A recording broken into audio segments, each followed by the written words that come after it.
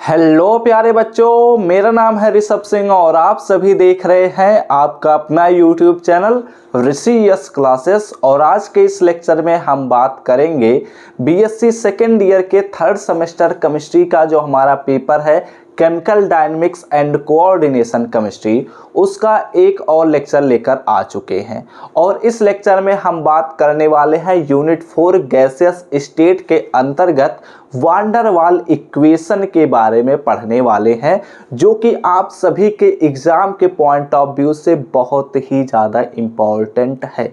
इसमें आप सभी से पूछा जाता है drive the equation of wander Waal equation, यानी कि वांडर वाल इक्वेशन का डेरिवेशन देना रहता है। इसके बारे में इस लेक्चर में हम पढ़ने वाले हैं। पिछले लेक्चर को ही हम कंटिन्यू करेंगे, तो अगर आप लोग पिछले लेक्चर्स को नहीं देखे हैं तो आई बटन पर जाकर देख लीजिएगा। और अगर आप लोग इस चैनल पर पहली बार आए होंगे तो जरूर नीचे दिए रेड बटन पर क्लिक करके सब्सक्राइब कर लीजिएगा, साथ ही बेल आइकन को ऑल पर भी सेलेक्ट कर लीजिएगा। और सभी प्लेलिस्ट के जो लिंक हैं वो आप सभी को डिस्क्रिप्शन में मिल जाएंगे। तो चलिए अब अपने इस लेक्चर की शुरुआत करते हैं। तो अपने कॉपी और पेन लेकर बैठ जाइए, सभी चीज़ों को नोट डाउन करते चलिएगा। अगर आपको अभी नोट्स नहीं बनाना तो आप हमारे टेलीग्राम ग्रुप से ज्वाइन कर सकते हैं, लिंक आप सभी को डिस्क्रिप्शन में मिल जाएगा। अब देखो, आप लोग अपने कॉपी में हेडिंग डाल दीजिए वांडर वाल्स इक्वेशन, या van der Waals equation of real gases भी हेडिंग दे सकते हैं। तो यहाँ पर हम पिछले लेक्चर में जब समझे थे कि वांडर वाल ने आइडियल गैस इक्वेशन जो कि है PB is equal to nRT, हमारे पास जो आइडियल गैस इक्वेशन होता है PB is equal to nRT, या RT अगर फॉर 1 मोल है, तो इसमें कमी को खोजा था वांडर वाल्स ने। उन्होंने कहा था कि जो हमारा पोस्टुलेट है, 2 पोस्टुलेट्स में उन्होंने कमी खोजा। पहला पोस्टुलेट ये था कि जो हमारे पास आइडियल गैस इक्वेशन होता है, इसमें हम जब कह रहे हैं कि हमारे आइडियल गैसेस के जो मॉलिक्यूल्स होते हैं उनके वॉल्यूम को हम नेग्लेक्ट कर रहे हैं, तो ये गलत बात है। दूसरी बात उन्होंने कहा कि आइडियल गैसेस के मॉलिक्यूल्स के बीच हम कह रहे हैं कि अट्रैक्शन फोर्स नहीं होता है, तो ये भी गलत बात है, वांडर वाल ने कहा था। उन्होंने कहा कि ये दोनों ही पोस्टुलेट हमारे पूरे तरीके से सही नहीं है, केवल और केवल एक खास कंडीशन पर ही ये पोस्टुलेट हमारे सेटिस्फाई होते हैं। ठीक है, तो उन्होंने और भी बहुत सारे साइंटिस्टों ने इस पर रिसर्च करना अपना शुरू किया कि अगर हमारा आइडियल गैस इक्वेशन सभी गैसेस के लिए सेटिस्फाई नहीं होता है तो कोई और नया इक्वेशन हमारे पास मिलेगा। तो वांडर वाल ने एक नया इक्वेशन दिया था जिसको हम वांडर वाल इक्वेशन कहते हैं, और उसी को इस लेक्चर में हम प्रूव करने वाले हैं। लेकिन उससे पहले हमें कुछ चीज़ों पर समझना होगा। ठीक है, जब हमारे पास वांडर वाल ने यह कह दिया, क्या उन्होंने कहा, मैं पहले इसे इरेज कर देता हूं ताकि हम चीज़ों को अच्छे से समझ सकें। ठीक है, जब वांडर वाल ने कहा कि जो हमारे पास, यहाँ पर मैं बना देता हूं थोड़ा सा समझाने के लिए, ये हमारे पास एक वेसल है। हम सपोज करते हैं कि ये हमारे पास एक वेसल है जिसमें हमारे पास आइडियल गैसेस के मॉलिक्यूल्स प्रेजेंट हैं। ठीक, तो यहाँ पर हम सपोज कर लेते हैं कि हमारे पास यहाँ पर आइडियल गैसेस के मॉलिक्यूल्स, यहाँ पर मैं इस कंटेनर को बंद ही कर देता हूँ। ठीक है, यहाँ पर हमारे पास गैसेस के मॉलिक्यूल्स प्रेजेंट हैं। तो हमारे पास जो आइडियल गैसेस होते हैं उन्हें हम पॉइंट मास के थ्रू रिप्रेजेंट करते हैं, लेकिन जो रियल गैसेस होते हैं वो एक रिजिड बॉडी होते हैं। तो इसलिए यहाँ पर इस सर्कल को, जो मैं आप सभी को मॉलिक्यूल्स कह रहा हूँ, इसे मैं थोड़ा सा इसीलिए बड़ा बनाया हूँ क्योंकि ये रियल गैसेस के मॉलिक्यूल्स हैं। ठीक है, जबकि आइडियल गैसेस के जो मॉलिक्यूल्स होते हैं उन्हें केवल एक बिंदी रख देंगे तो वहाँ पर आइडियल गैस हो जाएगा। तो फिलहाल यहाँ पर अब हम रियल गैसेस पर बात करेंगे। तो हमारा जो काइनेटिक थ्योरी ऑफ गैसेस का पोस्टुलेट है उसमें पहले नंबर पे बोला गया कि वांडर वाल ने कहा कि जब हम कह रहे हैं कि हमारे पास गैसेस के जो पूरे वॉल्यूम हैं उसकी अपेक्षा उनके मॉलिक्यूल्स के जो वॉल्यूम है वो नेग्लेक्ट किए जा रहे हैं, तो ये गलत बात है। तो उन्होंने कहा कि हमारे पास, यानी कि जो हमारे पास यह इक्वेशन लिखा गया है PB is equal to nRT, ठीक है, P V is equal to R T जो हमारे पास इक्वेशन है, इस इक्वेशन में हमारा जो वॉल्यूम टर्म है इसमें करेक्शन करना पड़ेगा। तो उन्होंने पहला पॉइंट यही कहा कि वॉल्यूम करेक्शन करिए। तो उन्होंने जब वॉल्यूम करेक्शन प्रोवाइड किया, ठीक है, तो इसके रेफरेंस में भी उन्होंने बहुत सारी बातें कही। इसी के बारे में अब हम यहाँ पर बात करेंगे और सभी चीज़ों को हम समझने वाले हैं। ठीक है, पहला उन्होंने पॉइंट कहा वॉल्यूम करेक्शन, दूसरा उन्होंने कहा प्रेशर करेक्शन। ठीक है, तो फिलहाल अभी हम प्रेशर करेक्शन पर बात करेंगे, लेकिन अभी आप लोग पहले समझिए वॉल्यूम करेक्शन क्या है। तो देखो, हम कह रहे हैं कि हमारा जो यह V है यह आइडियल गैसेस के लिए वॉल्यूम है। ठीक है, और उस सिचुएशन में यह आइडियल गैस का वॉल्यूम है जब हमारे मॉलिक्यूल्स जो हैं उनके वॉल्यूम को नेग्लेक्ट कर दिया गया है। लेकिन यहाँ पर जो हमारे मॉलिक्यूल्स दिख रहे हैं आप सभी को इन गैसेस में, इन गैसेस के वॉल्यूम को अब हम कह रहे हैं कि ये नेग्लिजिबल नहीं किए जा सकते, इनके पास कुछ ना कुछ वॉल्यूम है। ठीक है, इनके पास कुछ ना कुछ वॉल्यूम है और ये हम 1 मोल गैस के बारे में बात कर रहे हैं क्योंकि PV is equal to RT हमने रखा है। तो जो वान डर वाल ने कहा कि जब हमारे गैसेस के जो मॉलिक्यूल हैं, ध्यान से सुनना मेरी बात को, वान डर वाल ने कहा जब हमारे गैसेस के मॉलिक्यूल हैं उनके हम वॉल्यूम को नेग्लिजिबल नहीं कर सकते, तो जो हमारा आइडियल गैस का वॉल्यूम है, ठीक है, उसमें से हम एक वैल्यू को सब्ट्रैक्ट करेंगे और वह वैल्यू उन्होंने कहा कि हम कहेंगे B। एक टर्म उन्होंने उपयोग किया जो कि अलग अलग गैसेस के लिए अलग अलग होता है इसका वैल्यू। तो उन्होंने कहा हम इस V वैल्यूम से एक B वैल्यूम सब्ट्रैक्ट करेंगे जो कि हमारे इन मॉलिक्यूल्स के वैल्यूम के बराबर होता है। यानी कि मैंने क्या कहा कि हमारा जो यह V वैल्यूम है यह पूरे गैस का वैल्यूम है। ठीक है, पूरे गैस का वैल्यूम है, लेकिन जो यह B वैल्यूम है, यह जो B वैल्यूम है ये एक्चुअली इन मॉलिक्यूल्स के द्वारा बनाए गए वैल्यूम होते हैं। इनके वैल्यूम जो होते हैं, मॉलिक्यूल्स के जो वैल्यूम हैं, उन्हीं को ही हम कहते हैं B वैल्यूम। इसे अभी हम नाम भी देंगे, लेकिन अभी यहाँ पर जो मैं बात कर रहा हूँ इसे ध्यान से सुन लेना।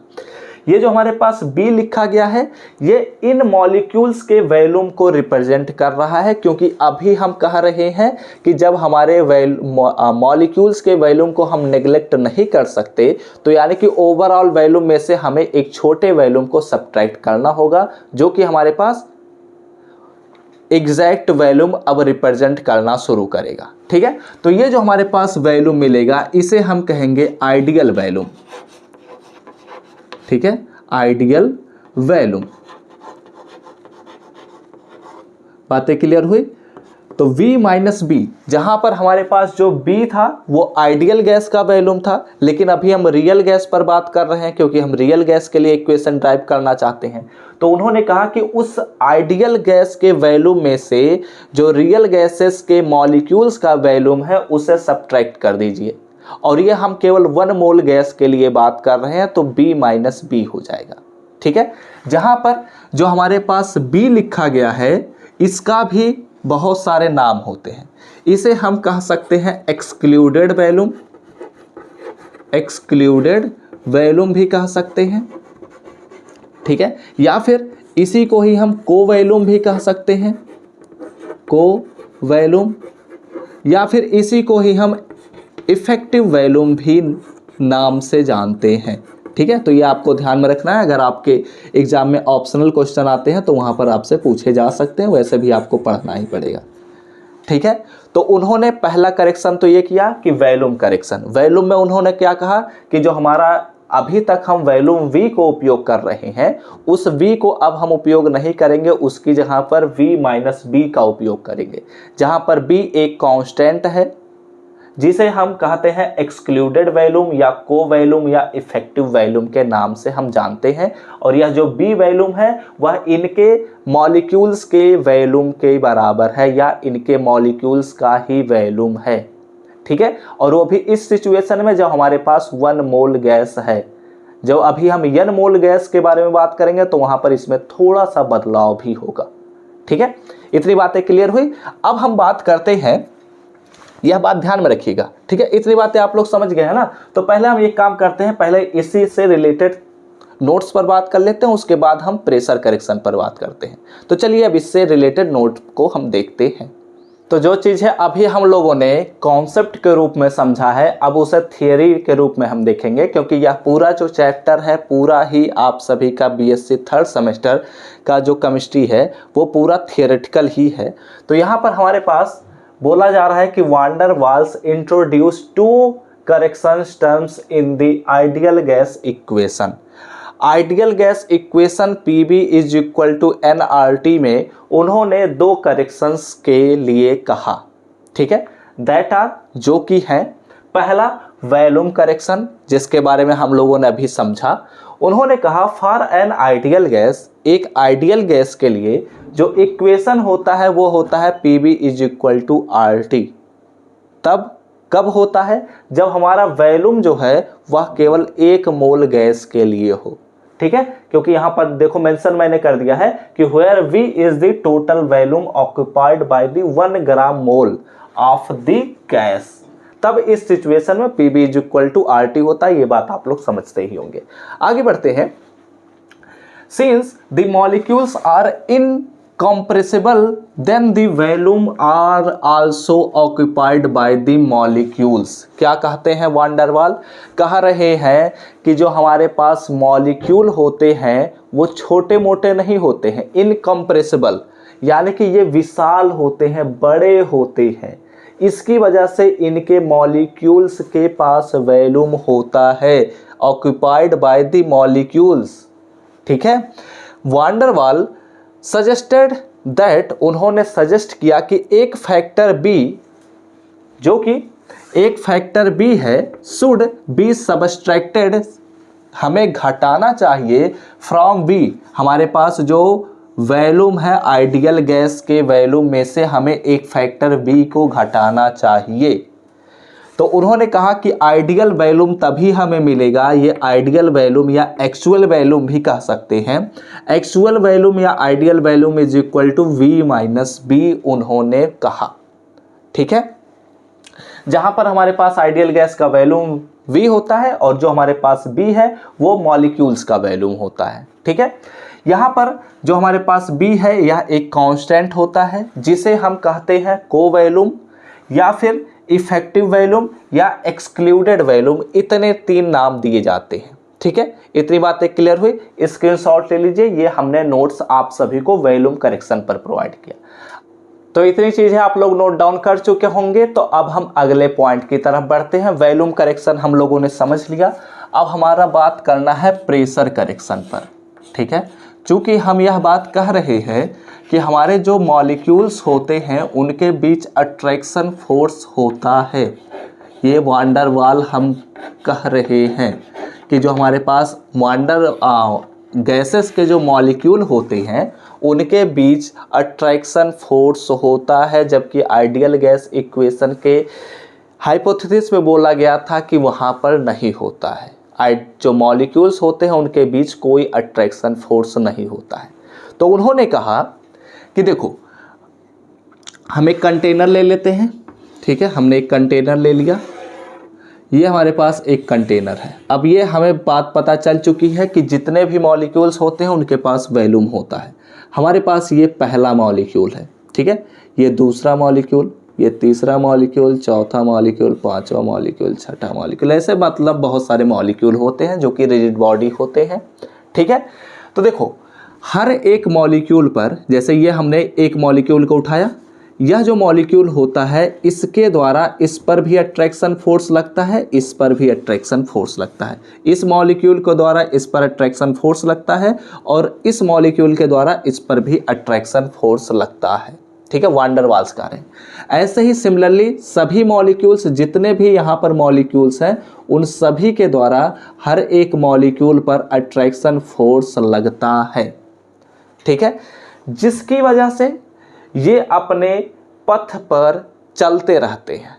कहने का क्या मतलब है, ये एक प्रकार से ऐसे कह सकते हैं, देखो 4 मॉलिक्यूल चारों तरफ से अपने खींच रहे हैं, सेम अट्रैक्शन फोर्स से, तो यह जो मॉलिक्यूल है रिजल्टेंट फोर्स तो इस पर 0 हो जाएगा, क्योंकि सभी तरफ से एक ही पावर लगाए जा रहे हैं। जैसे कि अगर हम मान लेते हैं कि यहाँ पर हमारे पास एक पदार्थ रखा गया है, आप यहाँ पर खींच रहे हैं एक हाथ से, जैसे मान लेते हैं कि यहाँ पर 10 न्यूटन का फोर्स लग रहा है, अपनी तरफ खींच रहे हैं, ठीक है, एरो में उल्टा बना दिया, यहाँ पर कर दिया, और यह इधर से भी 10 न्यूटन का फोर्स लग रहा है, ठीक है। तो ये तो पदार्थ अपनी ही जगह पर रहेगा ना। वैसे ही यहाँ पर जो मॉलिक्यूल है, इससे भी अट्रैक्शन फोर्स लग रहा है, इससे भी लग रहा है, इससे भी लग रहा है, इससे भी लग रहा है, इससे भी लगेगा, इससे भी लगेगा। जितने भी मॉलिक्यूल इसके आसपास रहेंगे उन सभी के द्वारा इस पर अट्रैक्शन फोर्स लगेगा, जिसकी वजह से रिजल्टेंट फोर्स जो हो जाएगा वह 0 हो जाएगा, ठीक है। इतनी बातें हमें पता है। लेकिन अब यहाँ पर हम मेन पॉइंट पर आते हैं। देखो, अब यहाँ पर हमारा यह जो मॉलिक्यूल है ये इस दीवार की तरफ बढ़ना शुरू किया। यह जो हमारा मॉलिक्यूल है वह इस दीवार पर टकराने के लिए आना शुरू किया, ठीक है। तो आइडियल गैस इक्वेशन कहता है, आइडियल गैस का हाइपोथेसिस या पोस्टुलेट कहता है कि इन मॉलिक्यूल्स द्वारा इस पर तो अट्रैक्शन फोर्स नहीं लगेगा। मैं आइडियल गैस की भी बात कर रहा हूँ, ठीक है। इन मॉलिक्यूल्स के द्वारा जितने भी मॉलिक्यूल्स हैं, अगर यह मॉलिक्यूल इस दीवार पर लड़ने के लिए जा रहा है तो इस मॉलिक्यूल पर इन मॉलिक्यूल्स के द्वारा कोई भी फोर्स नहीं लगेगा, और वह किसी प्रेशर P से, किसी फोर्स F से टकराएगा, लेकिन यहाँ पर प्रेशर बन जाएगा, क्योंकि फोर्स अपॉन में area is equal to pressure, ठीक है। तो किसी प्रेशर P से इस पर टकराएगा। लेकिन यहाँ पर जो हमारे ये मॉलिक्यूल्स आप सभी को दिख रहे हैं रियल गैसेस में, बताया जा रहा है कि ये मॉलिक्यूल्स इस मॉलिक्यूल पर अट्रैक्शन फोर्स लगाएगा, ठीक है। तो जब ये मॉलिक्यूल इस दीवार पर टकराने के लिए जाएगा तो ये मॉलिक्यूल्स जो हैं वो इस मॉलिक्यूल को तो अपनी तरफ खींच रहे हैं ना, जिसकी वजह से जितने प्रेशर से इस मॉलिक्यूल को इस दीवार पर टकराना था उतने प्रेशर से वह टकरा नहीं पाएगा। ध्यान से सुनना, मैं रिपीट करता हूं अपने शब्दों को। हमें पता है कि यह जो मॉलिक्यूल है वह इस दीवार पर P प्रेशर से टकराएगा, अगर यह जो मॉलिक्यूल्स हैं वो इसे अट्रैक्शन फोर्स से अट्रैक्ट नहीं कर रहे हैं, बांध नहीं रहे हैं, तो ठीक है, ये आइडियल गैस कहता है। लेकिन अगर यह रियल गैसेस हैं तो इनके बीच अट्रैक्शन फोर्स काम करता है, और ये जितने भी मॉलिक्यूल्स हैं, चाहे वो ये मॉलिक्यूल हो, चाहे वह यह मॉलिक्यूल हो, चाहे वह यह मॉलिक्यूल हो, ये सभी मॉलिक्यूल इस मॉलिक्यूल पर अट्रैक्शन फोर्स लगाएंगे, जिसकी वजह से जितने प्रेशर से इसको इस दीवार पर टकराना था उतने प्रेशर से यह टकरा नहीं पा रहा है, क्योंकि ये मॉलिक्यूल्स इसको अपनी तरफ खींच रहे हैं। तो यानी कि यहाँ पर जितना प्रेशर लगना चाहिए था उतना प्रेशर यह मॉलिक्यूल इस दीवार पर नहीं लगा पा रहा है। ध्यान से सुन लो इस बात को, जितना प्रेशर लगना था उतना प्रेशर यह मॉलिक्यूल इस पर नहीं लगा पा रहा है, यानी कि यहाँ पर हम प्रेशर की कमी की बात कर रहे हैं, और वहाँ पर हम वॉल्यूम की अधिकता पर बात कर रहे थे। तो इसलिए हमने वॉल्यूम में से वॉल्यूम मॉलिक्यूल्स के वॉल्यूम को घटाया था, और यहाँ पर हम प्रेशर की कमी की बात कर रहे हैं, इसलिए यहाँ पर जो हमारे पास आइडियल प्रेशर होगा, आइडियल प्रेशर, ठीक है, वो हमारे पास आइडियल प्रेशर जो होगा वो हमारे पास P प्लस कुछ P हमारे पास यहाँ पर जुड़ जाएगा, जिसे हम P डैश के नाम से दे देते हैं कि यह हमारे पास थोड़ा और प्रेशर इसमें जुड़ गया, जिसकी जो यहाँ पर ये जो मॉलिक्यूल्स थे इनके इंटरेक्शन की वजह से जो इस मॉलिक्यूल पर प्रेशर लग रहा था उसी प्रेशर को हमने यहाँ पर जोड़ दिया, ठीक है।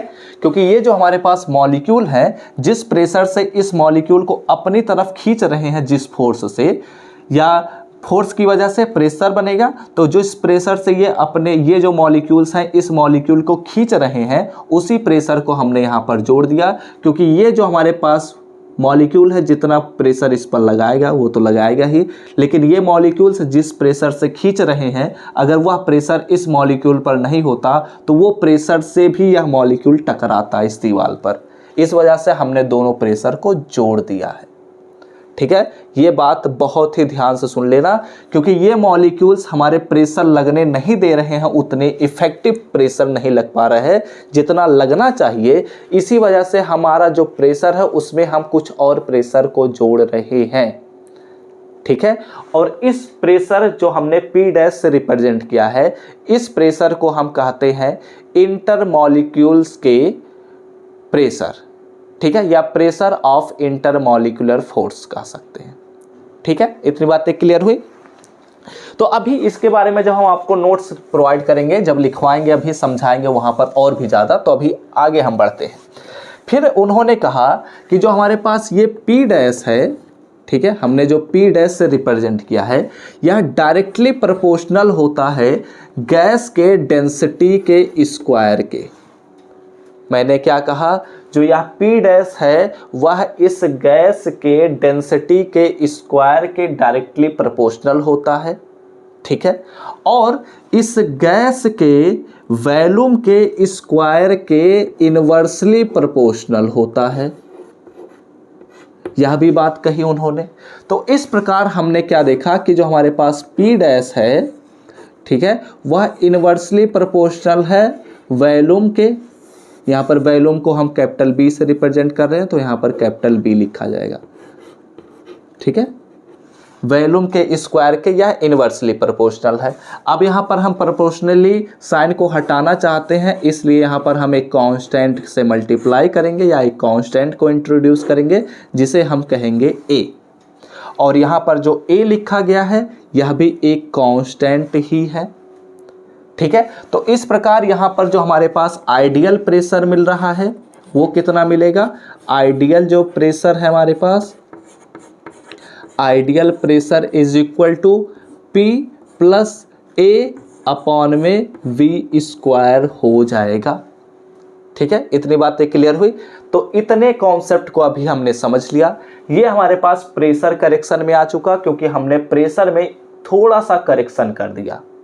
ठीक है, जिसे हम प्रेशर करेक्शन कहेंगे according to van der Waals.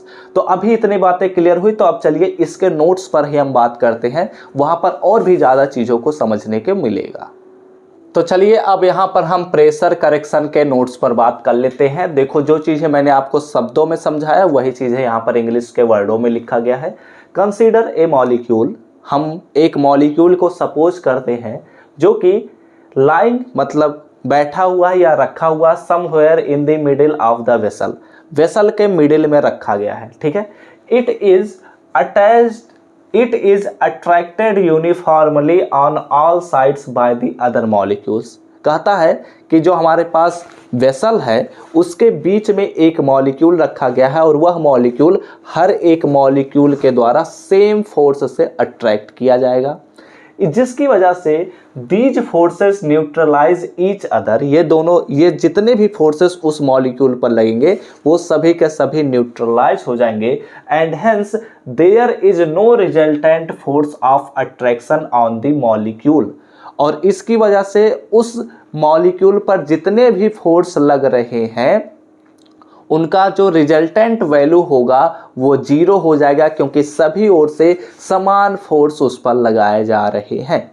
ठीक है, हाउएवर फिर भी as the molecule approaches the wall of the vessel, फिर भी जो मॉलिक्यूल है वह जब वह वेसल के वॉल यानी कि दीवार से जब टकराने के लिए जा रहा होता है, इट एक्सपीरियंस, वह महसूस करता है कि फोर्स ऑफ अट्रैक्शन, वह फोर्स ऑफ अट्रैक्शन को महसूस करता है, which tends to drag it backward, जो उसे पीछे की तरफ खींचता है। दीवार ये है, यहाँ पर मॉलिक्यूल जा रहा है लड़ने के लिए, लेकिन पीछे के जो मॉलिक्यूल्स हैं वो उस मॉलिक्यूल को आगे नहीं जाने दे रहे हैं, वो उसे पीछे खींच रहे हैं। ठीक है, हेंस इट विल स्ट्राइक, इसकी वजह से जो मॉलिक्यूल है वो जब पीछे खींच रहे हैं तो वो इतना ज़्यादा प्रेशर तो लगा नहीं पाएंगे, वो फिर भी जाकर टकराएगा ही, लेकिन वो तनिक कम प्रेशर से टकराएगा, थोड़ा कम प्रेशर से टकराएगा मॉलिक्यूल। ठीक है, तो hence it will strike the wall with the lower pressure than it would, जितना वह प्रेशर से उस दीवार पर टकरा सकता था उतने प्रेशर से वह टकरा नहीं पाएगा। इसलिए जो हमारे पास आइडियल प्रेशर होगा वो हमारे पास P प्लस P डैश हो जाएगा। आप चाहें तो इसे इक्वेशन नंबर 2 बना दीजिए और वो जो हमने लिखा था उसे इक्वेशन नंबर 1 बना दीजिए। ठीक है, अब यहाँ पर हम बात करते हैं कि P जो है वो तो हमें पता है कि हमारे पास आइडियल गैस का प्रेशर है, लेकिन जो P डैश है वो क्या है, इसके बारे में मैंने आपको ऑलरेडी समझाया। तो यहाँ पर मैंने लिख दिया कि where P dash is the pressure due to intermolecular forces of attraction. Intermolecular forces की वजह से, अट्रैक्शन के इंटरमॉलिक्यूलर फोर्सेस की वजह से जो हमारे पास प्रेशर उत्पन्न होगा उसी को ही हम P डैश कहते हैं। ठीक है, और जो P डैश है वह डेंसिटी के स्क्वायर के डायरेक्टली प्रोपोर्शनल है, वॉल्यूम के स्क्वायर के इनवर्सली प्रोपोर्शनल है। तो अब इसी के बारे में हम लिखने वाले हैं, लेकिन आप लोग इसका स्क्रीनशॉट लीजिए। तब चलिए अब अगले नोट को लिखिए। यहाँ पर हमारे पास जो चीज़ें मैं आप सभी को समझा दिया हूँ वहाँ यही चीज़ें, उन्हीं चीज़ों पर यहाँ पर हम बात कर रहे हैं। अब हम बात कर रहे हैं कि P डैश का वैल्यू क्या होगा। ठीक है, तो दी करेक्शन फैक्टर जो हमारे पास P डैश है उसे हम करेक्शन फैक्टर कह रहे हैं, is proportional to the square of the density of the gas और is inversely proportional to the square of the volume of the gas, जो कि मैं ऑलरेडी आपको समझा चुका हूं। तो P डैश जो है वह डेंसिटी ऑफ द गैस के स्क्वायर के डायरेक्टली प्रोपोर्शनल है, वॉल्यूम ऑफ द गैस के स्क्वायर के इनवर्सली प्रोपोर्शनल है। तो मैंने लिख दिया। तो P डैश जो है वह A/V स्क्वायर के बराबर हो जाएगा, क्योंकि हमने प्रोपोर्शनल को साइन को हटाने के लिए एक कांस्टेंट को इंट्रोड्यूस कर दिया, जो कि where A is a constant and known as coefficient of attraction. इसे हम A जो हमारे पास लिखा गया है इसे हम कोफिशिएंट ऑफ अट्रैक्शन कहते हैं, और जो B है उसे एक्सक्लूडेड वॉल्यूम कहते हैं। ये बात भी पूछी जाती है कई बार। तो आइडियल प्रेशर जो हमारे पास हो जाएगा वो हो जाएगा P प्लस P डैश का जो हमारे पास वैल्यू है वह A/V स्क्वायर है। तो इतना हो जाएगा। ठीक है, इतनी भी चीजें आप लोग नोट डाउन कर लीजिए। अब यहाँ पर हमारे पास आइडियल प्रेशर मिल गया, यानी कि P का वैल्यू मिल गया, वहां पर हमारे पास आइडियल वैल्यूम मिल गया। इन दोनों वैल्यूज को हम आइडियल गैस इक्वेशन में रखेंगे। तो पहले आप लोग इतनी चीजें नोट डाउन कर लीजिए, तब हम चलिए। तो हमने वैल्यूम करेक्शन और प्रेशर करेक्शन को जब देख लिया तो अब हम क्या करेंगे, यहां पर हम आइडियल गैस इक्वेशन में उन्हीं वैल्यूज को सब्स्टिट्यूट करेंगे। तो यहां पर हम लिखेंगे अगले स्टेप में for an ideal gas equation. ठीक है, आइडियल गैस इक्वेशन। अब हमारे पास जो आइडियल गैस इक्वेशन है वो क्या है, PV is equal to RT, जहां पर हमारे पास जब 1 मोल गैस के लिए लिखा जाएगा तो ये इक्वेशन मिलेगा। ठीक है, तो इस सिचुएशन में P का वैल्यू अभी हमने क्या देखा, देन हम क्या करेंगे, P का वैल्यू जो हमारे पास है वो अब हो चुका है P प्लस AYV स्क्वायर, और जो हमारे पास V का वैल्यूम है, जो V का वैल्यू है वो हो चुका है, वैल्यूम जो हमारे पास आइडियल वैल्यूम मिल चुका है वो B माइनस B हो चुका है, इज इक्वल टू RT। और इस इक्वेशन को ही हम कहते हैं वांडर वाल इक्वेशन, जो आप सभी के एग्जाम में पूछा जाता है। ठीक है, इसी का डेरिवेशन पूछा जाता है, तो हमने डेरिवेट कर दिया। This equation is known as, this equation is known as van der Waal equation. ठीक है, वांडर वाल्स इक्वेशन।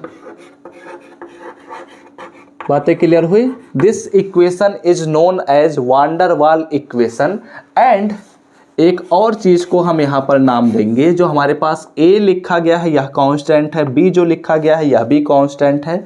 तो जो यहाँ पर A, B जो है आर नोन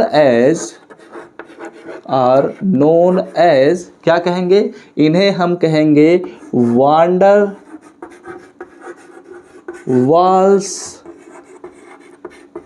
कांस्टेंट। ये वांडर वाल्स कांस्टेंट कहलाते हैं। ठीक है, और ये जो हमारे पास इक्वेशन लिखा गया है यह 1 मोल के लिए लिखा गया है। तो फिलहाल अगर आप लोग स्क्रीनशॉट लेना चाहें तो ले सकते हैं, लेकिन ये जो हमारे पास इक्वेशन लिखा गया है यह 1 मोल गैस के लिए लिखा गया है।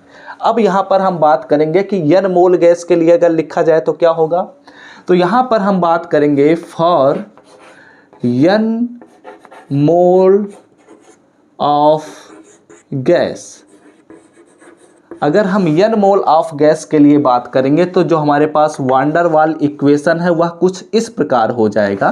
तो यहां पर मैं लिख देता हूं, देन वान डर वाल equation, then one der Waals equation will be हो जाएगा कुछ इतना।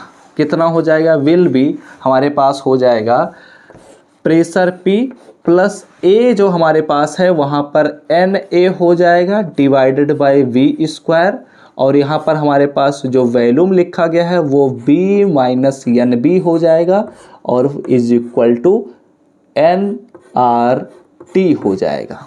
ठीक है, क्यों हो जाएगा समझ लो।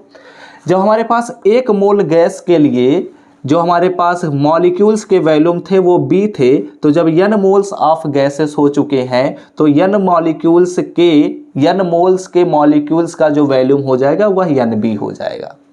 ठीक है, जब हम 1 मोल गैस ले रहे थे तो वहां पर हमारे पास 1 मोल गैस के वॉल्यूम के इनवर्सली प्रोपोर्शनल हो रहा था हमारे पास प्रेशर P डैश। ठीक है, तो यहां पर अगर हम n मोल लेंगे गैस के लिए तो यहां पर कितना हो जाएगा? n अपान में B स्क्वायर हो जाएगा। बातें क्लियर हो गई? तो ये भी आपको ध्यान में रखना है। अगर आप एक लाइन और लिखेंगे तो आपको और भी अच्छा नंबर मिलेगा। तो हमने इस लेक्चर में क्या देखा कि हमारे वान डर वाल्स इक्वेशन क्या है। आप लोग स्क्रीनशॉट ले लीजिए जल्दी से, क्योंकि अब हमारा लेक्चर आखिरी एंडिंग पॉइंट पर पहुंच चुका है। यह लेक्चर देखो, हमने इस लेक्चर में यह प्रूव किया कि वान डर वाल इक्वेशन क्या है, इसका डेरिवेशन किया। वान डर वाल इक्वेशन में हमने यह समझा कि वॉल्यूम करेक्शन क्या होता है, प्रेशर करेक्शन क्या होता है, और इसका इक्वेशन हमने एट द एंड प्राप्त किया। अब यहाँ पर जो ये अभी एंडिंग पॉइंट नहीं आया है, इसके बाद अभी हमें इसमें और भी बहुत सारी चीज़ों पर बात करना है। जैसे अभी इसमें हमारे पास आएगा स्टेट ऑफ, बहुत सारी चीज़ें इसमें आएंगी। अभी हमें इसमें क्रिटिकल कांस्टेंट पता करना है। इन सभी चीज़ों के बारे में बहुत सारी चीज़ें अभी इसमें डिस्कस करनी बची हैं। तो फिलहाल आगे के जो लेक्चर्स आने वाले हैं उनका बेस ये बनेगा, यहीं से ही अब हर लेक्चर शुरू होगा, इसलिए ये आपको याद रखना पड़ेगा। इस इक्वेशन को आपको ध्यान में रखना पड़ेगा। वैसे भी ये सभी चीज़ें थ्योरेटिकल हैं, जितनी बार आप इन चीज़ों को पढ़ेंगे उतना ही ज़्यादा आपका कॉन्सेप्ट क्लियर हो जाएगा। ठीक है, तो आई होप आप सभी को लेक्चर समझ में आया होगा। लेक्चर समझ में आया तो लाइक करिएगा, साथ ही साथ कमेंट करके जरूर बताइएगा कि क्या आप सभी को लेक्चर समझ में आया है या नहीं। और इस चैनल पर पहली बार आए होंगे तो जरूर नीचे दिए रेड बटन पर क्लिक करके सब्सक्राइब कर लीजिएगा, साथ ही बेल आइकन को ऑल पर भी सिलेक्ट कर लीजिएगा, जिससे इस प्लेलिस्ट के अगले लेक्चर के नोटिफिकेशन आपके पास सबसे पहले पहुंचे। तो हम सब मिलते हैं अपने नेक्स्ट लेक्चर में, तब तक पढ़ते रहिए, संघर्ष करते रहिए और सफल होते रहिए।